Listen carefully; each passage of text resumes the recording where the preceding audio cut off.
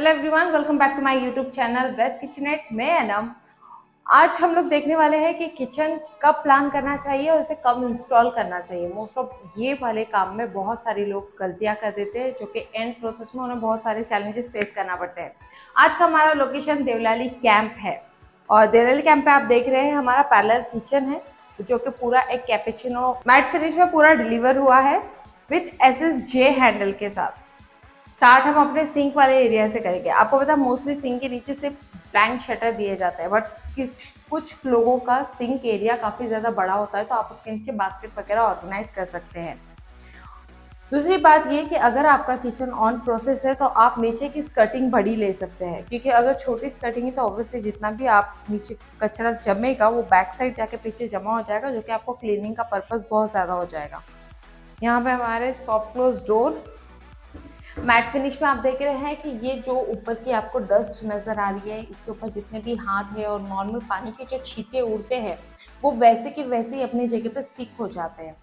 ऐसा अगर आप चाहते हैं तो आप मैट फिनिश के साथ बिल्कुल मत जाना। मैंने इसके ऊपर एक शॉर्ट शूट भी किया था कि अगर आप किचन के लैमिनेट चॉइस कर रहे हो तो हाई ग्लोसी लीजिए, क्योंकि मोस्ट ऑफ हमारा किचन में क्लीनिंग वाला जो मेन काम रहता है कि हम कुछ भी कर रहे हो तो उड़ता है थोड़ा बहुत भी, तो उसके लिए आप हाई ग्लोसी लोगे तो एक नॉर्मल कपड़ा भी मार दिया तो बहुत अच्छे से क्लीन हो जाता है। बट मैट ले रहे हो तो मैट में ये वाले चैलेंजेस आपको फेस करना पड़ते हैं। दूसरी बात ये है कि जैसे ये हमारा प्लेन बास्केट है, प्लेन बास्केट के अंदर की सारी बास्केट्स मूवेबल है, बट अगर मैं आउटसाइड की एक और बात कहूँ तो जो हैंडल हमने चॉइस किया है हमारे क्लाइंट की पसंद की है, बट हैंडल में जिसकी उसकी पसंद के अकॉर्डिंग आप ले रहे हो तो क्लीनिंग का पर्पज़ भी आपको क्लियर रखना चाहिए। आप देख रहे हैं इस साइड पे बहुत ज़्यादा डस्ट जमती है, लिटरली इतना ज़्यादा डस्ट यहाँ पे जमता है। तो अगर आप डेली रूटीन में रहोगे और इतनी ज़्यादा डस्ट आपको फेस करनी पड़ेगी तो उसका आप आइडिया लगा सकते हो। आपको पसंद है तो अदरवाइज़ आप उसके साथ भी जा सकते हो, बट मैं सिर्फ ड्रॉबैक आपको बताना चाहती हूँ इस चीज़ों के। यहाँ पे पूरा प्लेन वाला कंपार्टमेंट रखा है, क्योंकि कुकिंग वाला डायरेक्शन डायरेक्टली बैक साइड के काउंटर पे किया गया है। ये सारी प्लेन बास्केट से मल्टीपर्पज़ यूज़ के हिसाब से जाएगी। बस कॉर्नर वाला एक शटर ब्लैंक छोड़ दिया है ताकि उनका जो बड़ा मटेरियल है वो यहाँ पर स्टोर करने वाले हैं। बाकी अगर मैं बैक साइड का आपको दिखाऊं तो यहाँ पर एक्चुअल में है कप ससर, थाली, कटलरी बास्केट, ये सारी चीज़ें यहाँ पर ली, क्योंकि कुकिंग वाला एरिया यहाँ पर लिया है।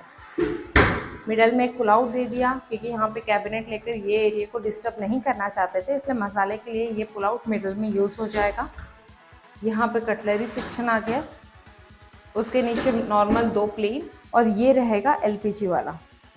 LPG के लिए 2 वाला पॉइंट इन लोगों ने क्लियर कर दिया है। जैसे अभी राइट नाउ LPG यहाँ से जाएगा और वो इजीली यहाँ पर एक्सेस होगा, बट इन फ्यूचर कभी आपका आउटलेट बाहर आ गया तो अगर आपके यहाँ पर काम चले तो पहले ही एक और होल यहाँ पर आप क्लियर कर लीजिए। ये होल निकाल के सीधा बाहर यूटिलिटी एरिया में कर दिया कि LPG डायरेक्ट बाहर चला जाएगा और वहीं से ये पूरी स्पेस पे हम अपना गैस यूज़ करेंगे, तो ये वाले स्पेस का भी आप ठीक तरीके से यूटिलाइज कर लोगे। अब यहाँ पे सिर्फ चिमनी वगैरह के पॉइंट के अकॉर्डिंग ये सारी चीज़ें एक्सेस होने वाली है, तो इसलिए यहाँ पे कैबिनेट नहीं दिया कि इस वाले पॉइंट को डिस्टर्ब नहीं करना था, इसलिए सिंक के ऊपर ही कैबिनेट दे दिया, RO दे दिया, ताकि यहीं पे सारी चीज़ें हो जाए। और यहाँ पे प्लेन वाले शटर्स दे दिए क्योंकि मल्टीपर्पज़ अकॉर्डिंग यूज़ होने वाला है। अगर आप क्रॉकरी वगैरह का प्लान कर रहे हैं तो मैं आपको यहाँ साइड में एक फ़ोटो शेयर कर रही हूँ, आप इस तरह के ग्लास शटर्स भी ले सकते हैं। क्रॉकरी हाईलाइट करने वाला जो आपका नीड है वो पर्पज़ आपका सॉल्व हो जाता है। तो यहाँ पर इस तरह से मल्टीपर्पज़ अकॉर्डिंग यहाँ पर है एक्चुअल RO वाला शटर। तो RO में क्या है कि RO हर टाइप्स के आते हैं। कुछ ऐसे होते हैं जिनको नीचे कुछ भी स्पेस नहीं देनी पड़ती है, पूरा ब्लैंक छोड़ना पड़ता है क्योंकि नीचे से उनका सिस्टम आ जाता है। कुछ ऐसे होंगे जो कि पूरे पैक रह के शटर पे एक्सेस होते हैं, और कुछ ऐसे रहेंगे जिसको इस तरह से यू बैंड में कट कर दिया जाता है, जिसको आप सिर्फ इतने पार्ट से एक्सेस कर सकते हो। तो ये सारी चीज़ें देखकर ही इस तरह का कैबिनेट ऑर्गेनाइज किया जाता है। RO का बटन यहीं पे निकाल दिया है ताकि यही उसकी वायर यहाँ से एक्सेस हो जाएगी। पीछे ही पानी का कॉक वगैरह सब निकल गया और एग्जैक्ट RO सिंक के ऊपर ही आ गया, तो उसका अगर कुछ पानी के ड्रॉप्स वगैरह भी गिरते तो इजीली सिंक में ही ड्रेन हो जाएंगे। सेकेंड पॉइंट ये आ जाता है कि अगर फिर भी आप लैमिनेट इस तरह का चॉइस करना चाहते हो मैट फिनिश का, तो आपकी रूम लाइट भी डिपेंड करती है। अगर आपकी रूम लाइट ज़्यादा है तो मैट फिनिश अच्छा दिखेगा, अदरवाइज अगर आपकी रूम लाइट कम है तो ऑलरेडी मैट फिनिश और ज़्यादा डल हो जाएगा। अब इंस्टॉल कब करना चाहिए? जब आप प्रॉपर अपने घर में सेटल हो रहे हो, उस टाइम पे आपको ये पूरा प्रोसीजर करना चाहिए। अब यहाँ के क्लाइंट को कुछ इस तरह का चैलेंज फेस हो रहा है कि वो अभी तक यहाँ पे सेटल नहीं है, अभी से घर रेनोवेट हो रहा है। लाइक दिस, अगर मैं आपको जस्ट यूटिलिटी एरिया में एक मूव करके दिखा दूँ तो घर में अभी कुछ सम फर्नीचर का काम चालू है, लाइक कुछ डोर के फ्रेमिंग का, फिर प्लम्बिंग वर्क चल रहा है, थोड़ी सी तोड़ फोड़ है, तो बहुत सारा डस्ट उड़ रहा है। क्लाइंट को शिफ्ट, अभी हमको किचन इंस्टॉल करके ही लगभग 1 महीना हो चुका है और क्लाइंट लगभग 1.5 से 2 महीने के बाद यहाँ पे आने वाले हैं।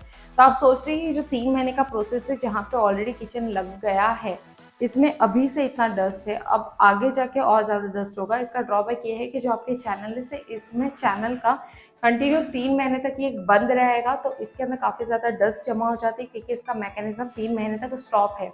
तो आपको जब आप इसे यूज़ करोगे तो अब इसमें मेंटेनेंस, कुछ सम मेंटेनेंस आपको फेस होगी ही। उस टाइम पे ज़्यादा टेंशन लेने की ज़रूरत नहीं है। ऑयल वगैरह का प्रोसेस लेके आपको कंपनी से सर्विस तो लेनी पड़ेगी, बट मैं चाहती हूँ कि ये चैलेंजेस आपको फेस ना करना पड़े। इसके लिए आप क्या करो कि आप पहले पूरा प्लान शेड्यूल कर लीजिए। अब घर में क्या काम चालू है, उस पूरे काम को सेट करने के बाद सबसे एंड में आप किचन वाले पार्ट पे ध्यान दीजिए। और जो लैमिनेट वगैरह का प्रोसेस है, इसके लिए मैं चाहूँगी कि आप 3D प्लान के साथ जाइए। 3D प्लान में क्या हो जाता है, आपका इमेजिनेशन क्लियर हो जाता है और एक्चुअली में आप ये देख पाते हो कि अगर आपने मैट फिनिश लिया तो कलर थीम कैसा है, कैसा दिखने वाला है, हैंडल है तो हैंडल में कैसे चैलेंजेस फेस होने वाले हैं। ये सारी चीज़ों के लिए हम तो चाहते हैं कि आप हमारे एक्सपीरियंस सेंटर पर विजिट कीजिए, जहाँ पे all types of kitchen and handles, more than बहुत सारी चीज़ें वहाँ पे हम लोगों ने डेमो के लिए रखी है। तो आप जब लाइव देखोगे तो आप ये सारी चीज़ें फील कर पाओगे और अपने घर के लिए आप एक राइट डिसीजन ले पाओगे। तो अगर आप नासिक के लोकेशन में हैं तो मैं डिस्क्रिप्शन बॉक्स में आपको डिटेल्स दे रही हूँ, आप डायरेक्टली विजिट भी कर सकते हो। और अगर आप किसी चीज़ से रिलेटेड हमारी हेल्प चाहते हो या कोऑर्डिनेट करना चाहते हो तो आप नीचे दिए गए नंबर पर कॉन्टैक्ट करके डायरेक्टली डिस्कस कर सकते हो।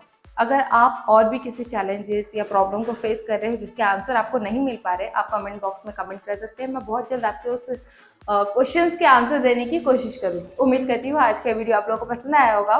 चैनल को सब्सक्राइब कीजिए, वीडियो को लाइक कीजिए और जितना चाहे उतना शेयर कीजिए। मिलते हैं अगले एक नए एपिसोड के साथ, तब तक के लिए बाय बाय।